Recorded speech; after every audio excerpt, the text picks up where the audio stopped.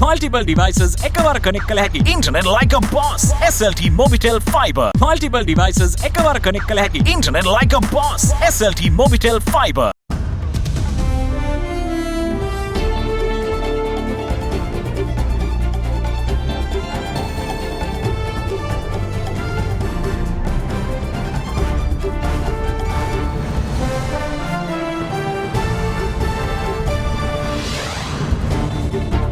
Tonight, get on board. Prime Minister Ranil Wickremesinghe throws down the gauntlet to opposition parties to present their alternative plans on Friday. Pay up. Bond creditor Hamilton Bank has sued the Sri Lankan government in a US court seeking full payment of $250 million dues. Tall ask. Magnate Dhammika Perera took oaths as an MP today, promising jobs and mega investments. Presumed guilty, the fourth magistrate has remanded 7 activists until the 1st on police allegations of unruly behaviour. All this and much more coming up tonight on First at 9, this Wednesday, the 22nd of June, 2022. Best ever sunlight. Then Rupial Desiyaka best ever milakata. From AdaDerana, this is AdaDerana First at 9. Live from Studio 24 in Colombo.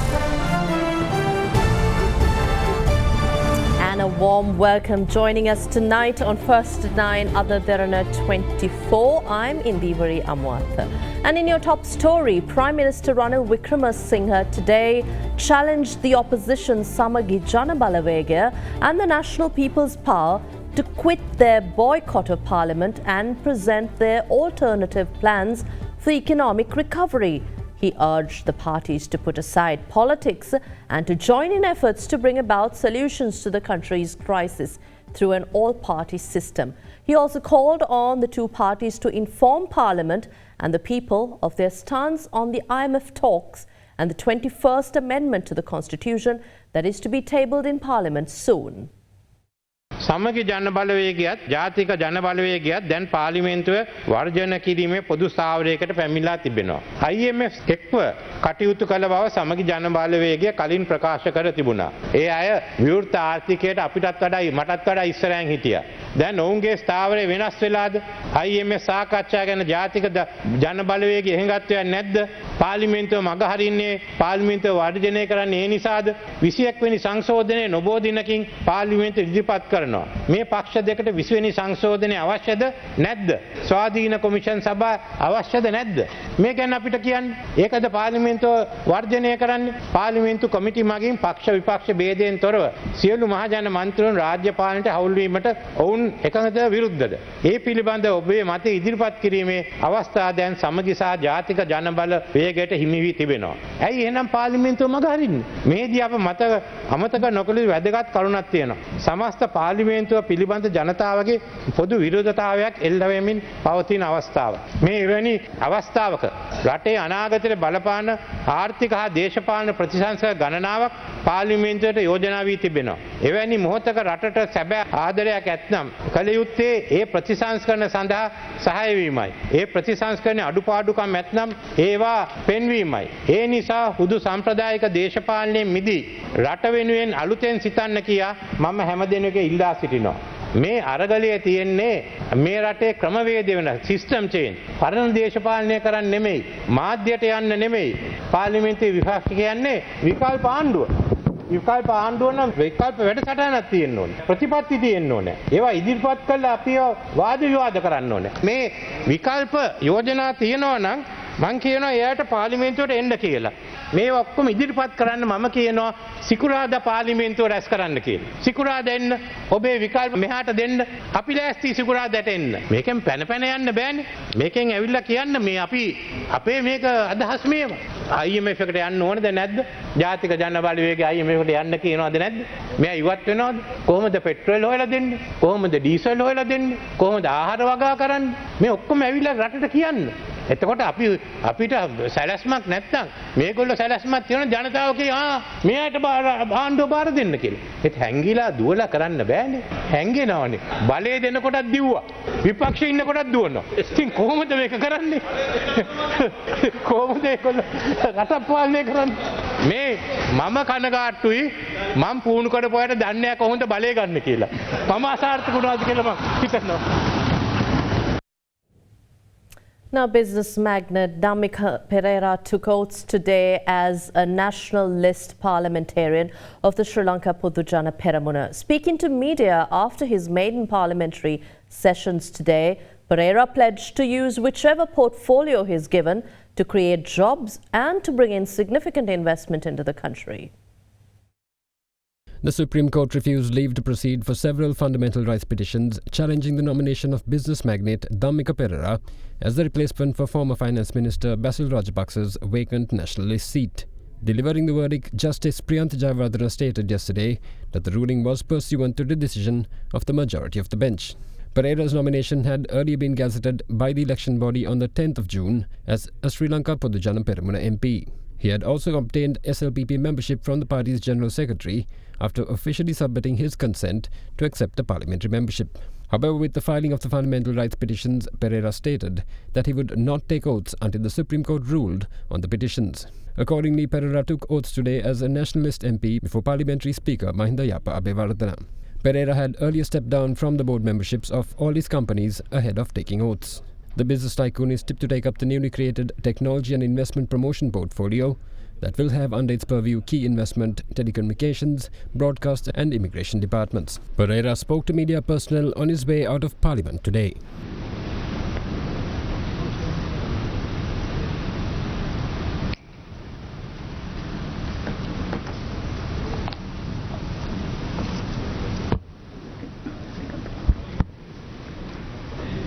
රටට වැඩක් කරන්න තමයි මම ඇත්තටම මෙතනට ආවේ. මම ඒකම ප්‍රතිඥා දෙන්න ඉස්සෙල්ලා මගේ වත්කම් බැරකම් ප්‍රකාශය මම ලබා දුන්නා කතානායකතුමාට.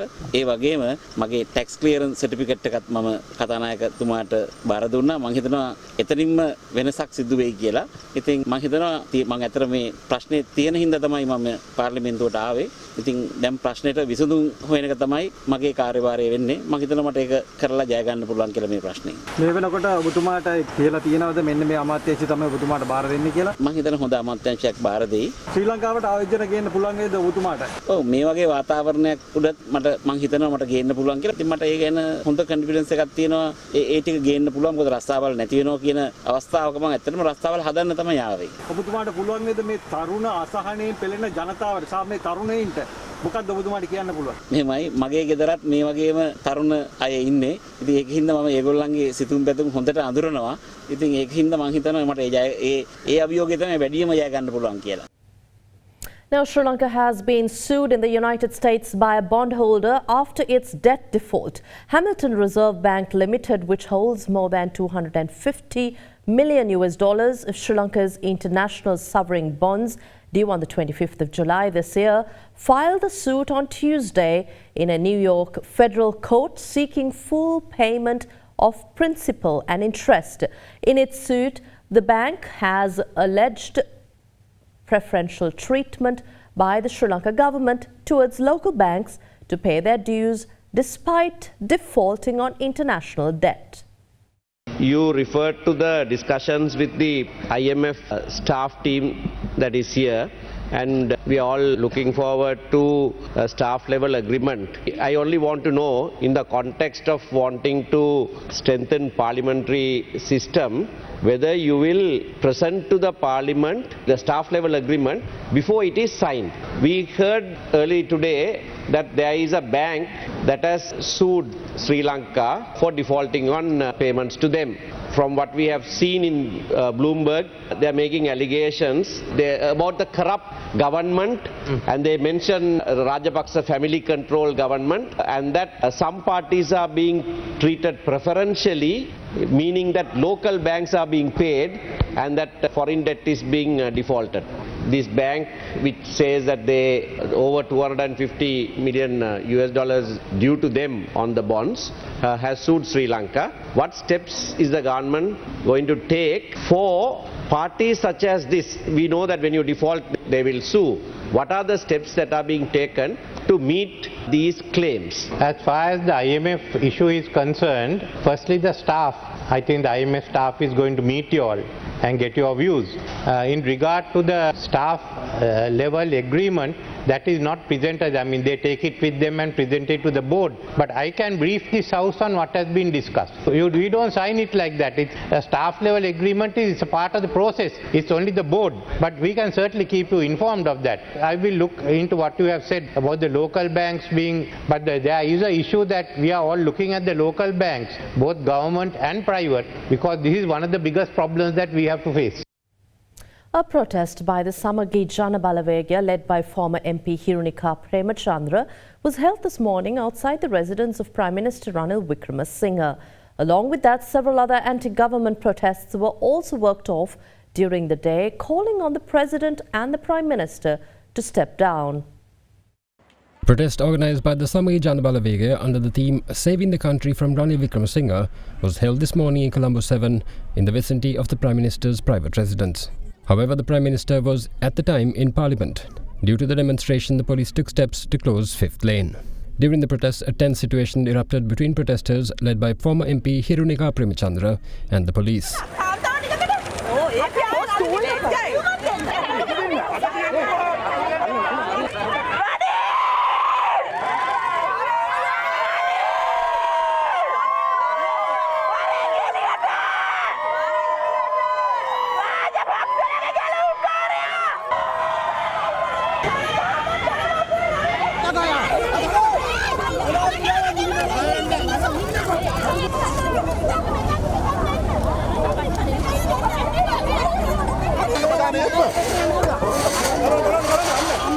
According to our correspondent, the protest also obstructed vehicular movement on the high-level road up to Thurston College in Colombo.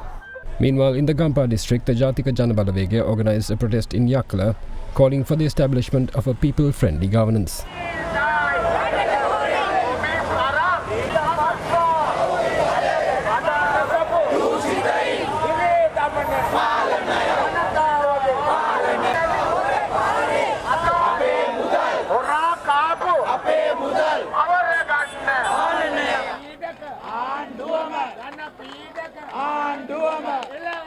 In addition, near the Lady Ridgway Hospital in Colombo, hospital staff including doctors and nurses engaged in an anti-government protest, urging the Prime Minister and the President to step down.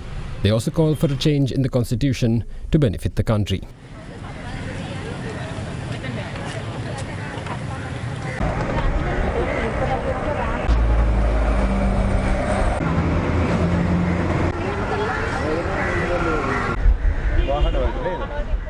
Now the suspects, 7 suspects, including the organizer of Youth for Change, Lahiru Veerasekara, and YouTuber Rathindu Senaratne, surrendered to police following an arrest warrant that was issued by the Fort Magistrate Court for alleged unruly behaviour during demonstrations held in Colombo on the 9th and the 10th of June.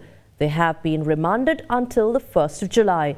2 more suspects, including convener of the Inter-University Students' Federation, Vasanta Mudalige, are yet to be arrested by police. On the 17th of June, the Fort Magistrate ordered the arrest of 9 activists on charges of unruly and violent behaviour alleged by the police in Colombo Fort and Batrimulla on the 9th and 10th of June. The activists included Inter-University Students' Federation convener Vasanta Mudalige, Youth for Change organizer Lahiru Veerasekara, YouTuber Rathindu Senaratne alias Ratta, and actors Jagat Manuvarna and Jehan Apuhami. Following this, a group of activists attempted to surrender at the Fort Police Station today after marching from the Gota Gogam site at Gorface Green. However, the Fort Police refused to take them into custody, citing a lack of facilities at the station, and instead rerouted them to the Maradana Police Station. The protesters then marched to Maradana, where 7 of the activists, including Lahiru Veerasekara, Rathindu Senaratne, Jagat Manuvarna and Jehan Apuhami, surrendered to the Maradana Police. However, IUSF convener Vasanta Mudalige was not among those who surrendered.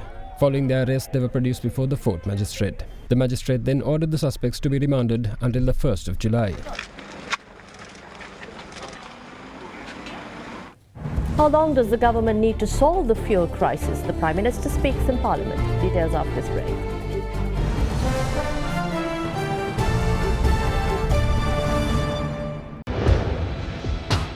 Big 3.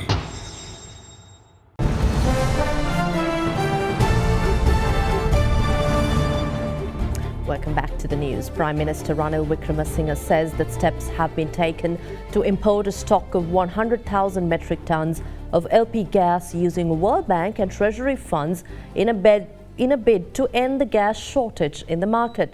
Speaking in Parliament today, he also urged the public to use fuel sparingly, since it will take some time to bring about a solution to the matter. Further, according to the Minister of Power and Energy, Kanchana Wijesekara, Sri Lanka is expecting a petrol shipment to the island and a diesel shipment a day after. Despite the government urging people not to stand in fuel queues for the next few days due to the limited availability of fuel, members of the public continue to wait at queues for up to days today as well.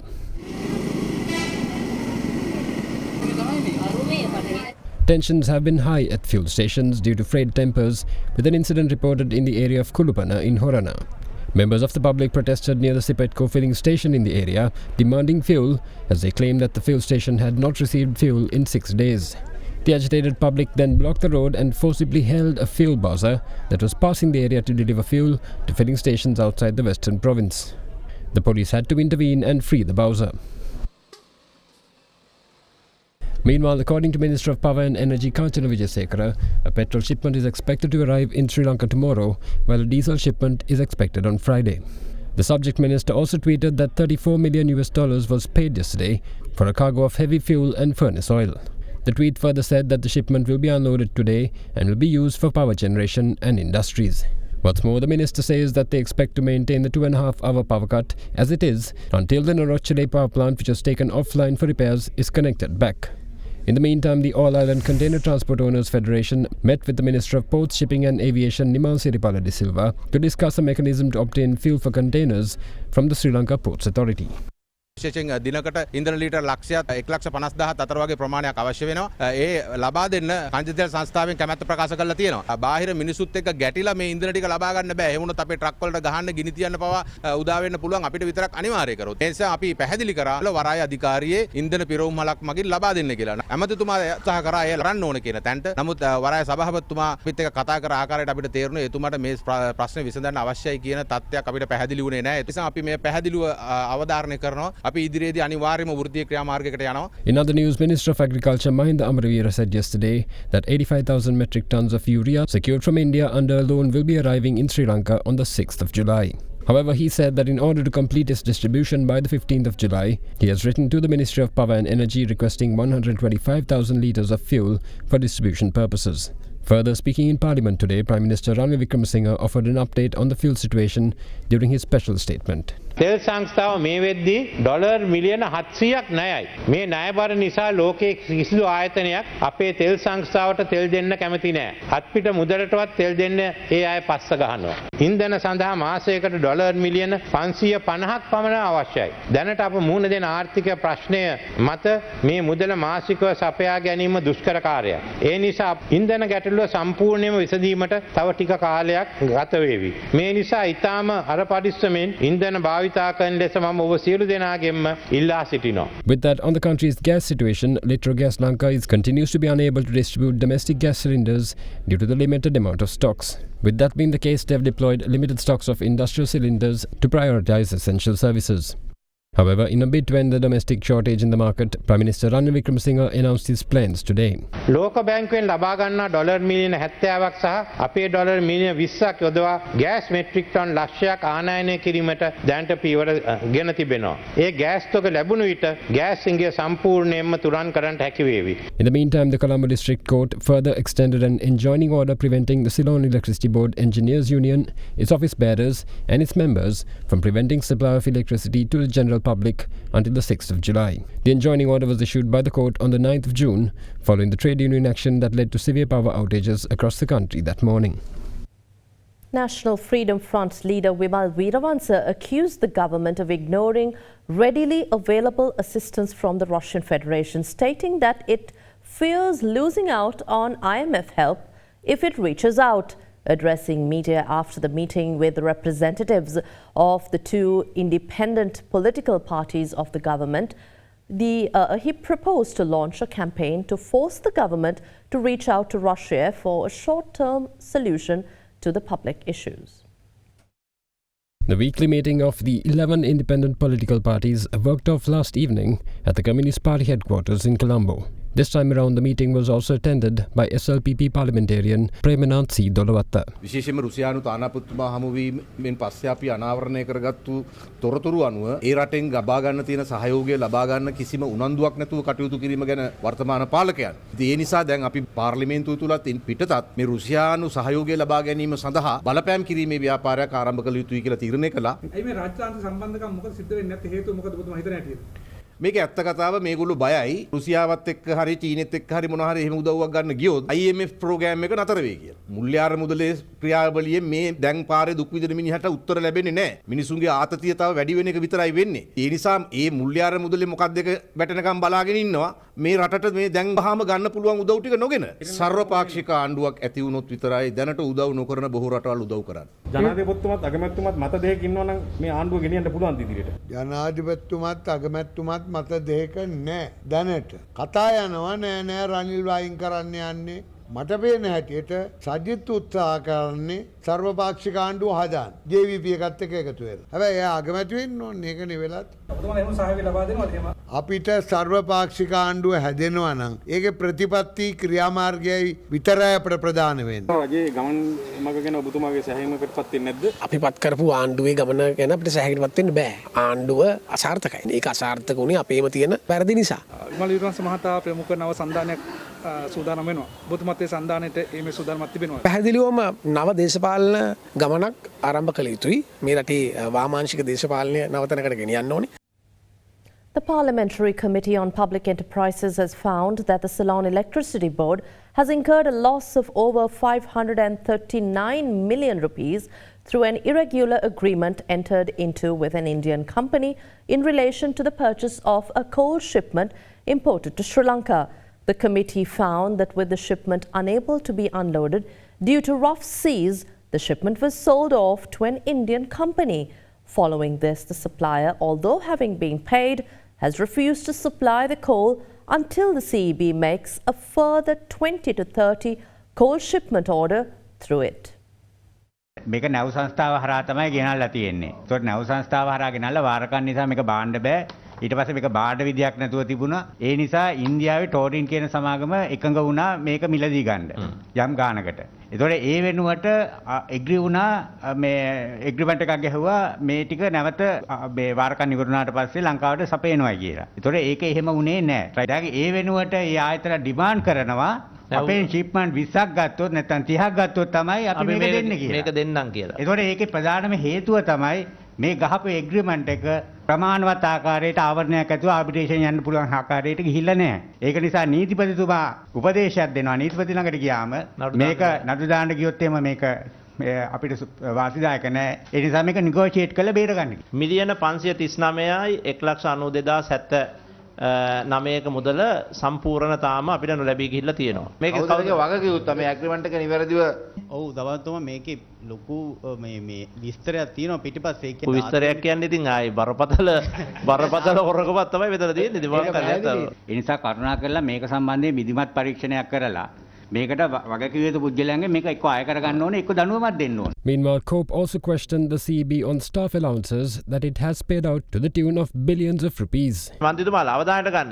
මේ වෙනම දිරිදීමනාවල එකතුව මිලියන 2134.9යි. 2020 ගාන මිලියන 1540 මේ වැටුප නෙමෙයි දීමනා 1544.4යි. මේකේ තියෙනවා සමහර දිරිදීමනා මනු කියවීමට දිරිදීමනාවක් මනු නිවැරදිව කියවීමට තව එකක්. ඔබට පැහැදිලි කිරීමක් කරන්න කවුරු හරි? ඔබතුමා කියන්නේ. ඔහොම එකක් නම් අපි දන්නේ නැහැ. මේ ඔඩිට් එකෙන් දීලා තියෙන්නේ කියවීමට යාගේ සාමාන්‍ය රාජකාරිය. එතකොට යා මනු කියවන එකට යාට පඩිය හම්බ වෙනවා. දැන් මේකේ කියන්නේ මීටර් රීඩින් කරනකොට වැරදි නැතුව රීඩ් කරොත් ඒකට වෙනම ඇලවන්ස් එකක් තියෙනවා. ඔතුමාලා දුන්න තොරතුරු අපේ නෙවෙයි අපි ජෙනරේට් කරපු ඒවා නෙවෙයි. Typists who qualified typing in a language other than the medium in which he entered into the service කියලත් වෙනම එකක් දෙනවා. රුපියල් කෝටි 498ක් සේවකයන්ගේ පේයි අර ආදී ගෙවිය යුතු බදු මණ්ඩලය විසින් ගෙවලා තියෙනවා. මම දන්නේ මේ තීරණ කොහොමද ගන්නෙ කියලා. නමුත් ඒක 2020 වෙනකම් එක දිගටම ගෙවලා තියෙනවා. තමන්ගේ වැටුපෙන් කැපෙන්න තියෙන කොටසක් නෙනේ. Australia's Home Affairs Minister Claire O'Neill yesterday issued a stern warning to prospective human smugglers duping Sri Lankans with promises of a better life in Australia. O'Neill warned that of a zero-tolerance approach towards illegal immigration and promised to send every single refugee back to Sri Lanka. She was speaking at an event marking the launch of an Australian government-funded vessel management centre yesterday that aims to give the Sri Lankan Navy and Fisheries Ministry real-time data on Sri Lankan fishing vessels. Australia's Home Affairs Minister Claire O'Neill, who was on an official visit to Sri Lanka, presided over the launch of a new vessel management centre funded by the Government of Australia yesterday. Through the project, the Ministry of Fisheries is set to provide VMS devices to over 4,200 Sri Lankan multi-day fishing vessels that venture out to international waters for fishing. The project was funded by Australia at the request of the Ministry of Fisheries and has cost over 1.2 billion rupees. With vessels not equipped with VMS devices unable to engage in international fishing activities, the devices will now provide some semblance of international recognition to Sri Lankan vessels. The devices will also allow real-time alerts to be sent to the Ministry of Fisheries and the Navy in the event of any dangers at sea for rescue efforts to be launched faster. However, O'Neill explained that the devices also have another function, one that has concerned Australia in recent years. I'm in Sri Lanka for a number of reasons, but one of them relates to the very significant crisis that's being faced here in Sri Lanka. These are very difficult times, and it's come to the attention of the Australian government that people smugglers are telling lies to vulnerable Sri Lankans about Australia's border protection policies. So I have a very clear message. Australia's border protection policies have not changed. If you try to come to Australia by boat, you will not make it. You will be intercepted, you will be sent back to Sri Lanka, and you will probably have lost thousands of dollars in the process and your fishing vessel, the livelihood of your family. Now, people smugglers will tell you lies, and I'm here to say very directly to you that Operation Sovereign Borders, the policy that underpins this, is being enforced fiercely, if not more fiercely than it was before. And I say that because having become the Minister for this area, I am absolutely resolute. If you try to arrive in Australia by boat, you will be directly sent back to Sri Lanka. We have had now a number of people attempt to make this journey from Sri Lanka to Australia, and I can tell you directly, all of those people are now back in Sri Lanka. I have a message also for the people smugglers. We are watching you. The Sri Lankan and Australian governments work in lockstep on this issue. And I can tell you, we're watching you, we will catch you, and you will face the full force of justice here in Sri Lanka. And we are very grateful for the partnership that we have in the Sri Lankan government in continuing to enforce them. A stock of ecstasy pills with an estimated street value of nearly 130 million rupees was intercepted at the Central Mail Exchange in Colombo today, according to Sri Lanka Customs. Customs media spokesman, Deputy Director of Customs, Sudanta Silva, said the contraband had been shipped from the Netherlands on the 4th of March by air freight and was sent to a fake address in Moratuwa. Now, the consignment, which contained a total of 13,640 ecstasy pills, was seized by a team of officers of Sri Lanka Customs. They had decided to inspect the parcel as no one had come forward to claim the parcel. Accordingly, it was opened in the presence of officers of Sri Lanka Postal Department, the Police Narcotics Bureau and the Excise Department of the Sri Lanka Customs. The contraband was found wrapped in 7 bed sheets. According to customs officers, the street value of one of these ecstasy pills is estimated at approximately 10,000 rupees.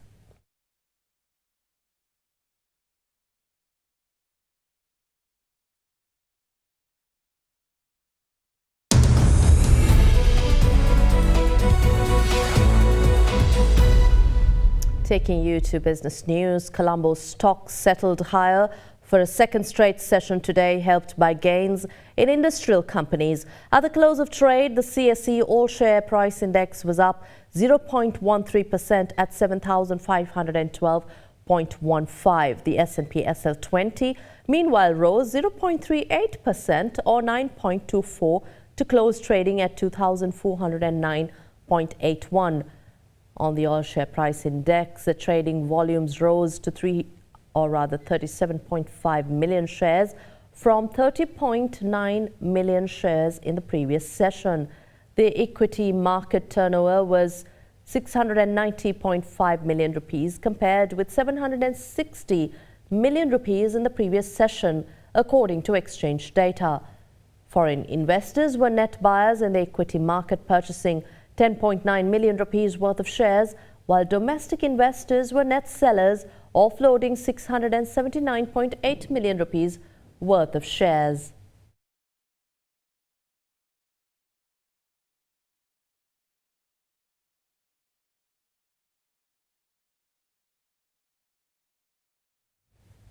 Oil prices tumbled today on news of a plan by US President Joe Biden to cut fuel costs for drivers and amid concerns over a potential economic recession after recent central bank rate hikes, which also weighed on equities. Brent crude futures were down $4.62 or 4% at $110.03 a barrel, while US West Texas Intermediate futures fell $4.96 or 4.5% to $104.56 by 10:40 GMT. Earlier in the session, both contracts and had shed over $6 each to hit their lowest since the 19th of May and 12 respectively. The White House has asked the CEOs of 7 oil companies to a meeting this week to discuss ways to increase production capacity and to reduce fuel prices of around $5 a barrel or a gallon as they make record profits. Chevron CEO Michael Wirth has said that criticizing the oil industry was not the way to bring down fuel prices and that the government had to change its approach.